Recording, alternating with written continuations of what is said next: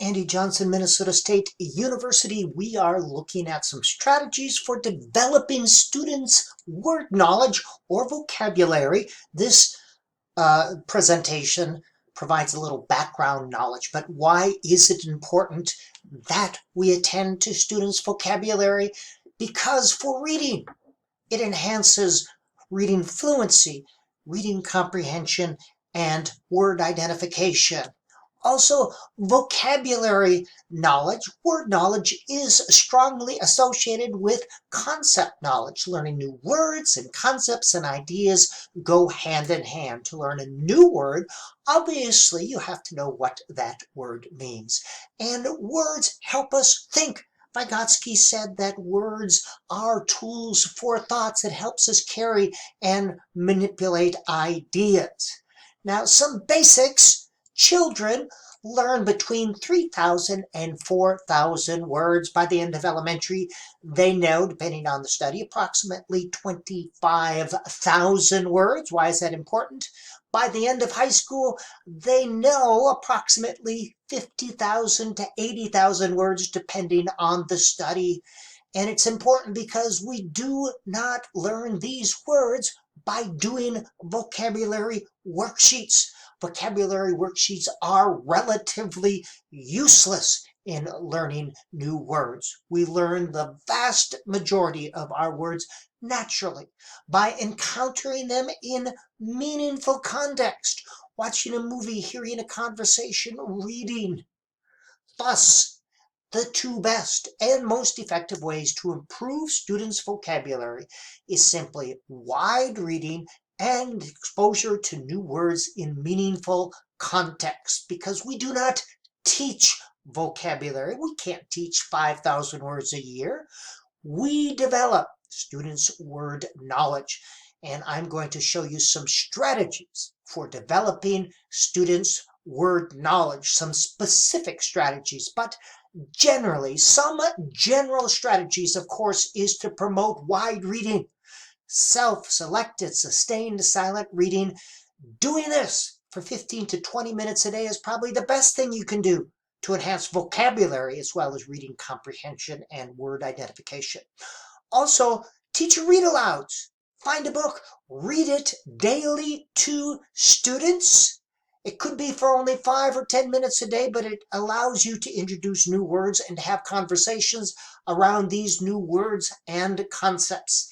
It also provides students additional exposure to language structures and sentence structures, and they learn implicitly grammar and sentence structure and writing. Third, model sophisticated word usage. Be aware of the words that you use. Bring new words into your teaching vocabulary, and I will show you one strategy for doing this. Now, whenever you present new words, you want to provide a contextual exposure first and then define it. That's a fancy way of saying let them see the word in the context of a sentence first and then define it. Sometimes you show the word and you say, what do you think this word might mean? And ask them to use sentence clues. Always connect new to known. It could be new words to known words, or new words to known concepts, whether you're teaching words or concepts. And students learn nothing from a single exposure. It could be a skill, a concept, or a word, so you need to provide multiple exposures over time. You want to have activities and strategies that promote active, in-depth processing of words. That means they have to do something with them.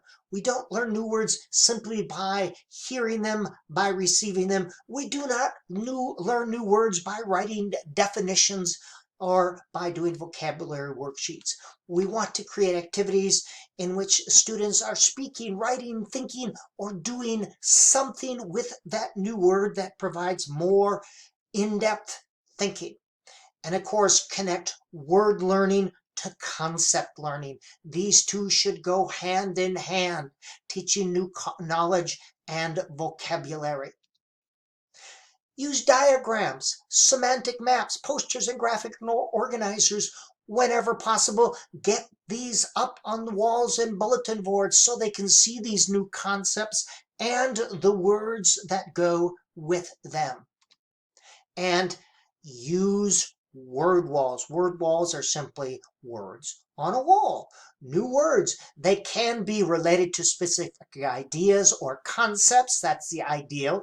This is a concept map, and I'll talk about that next a little bit in the next video.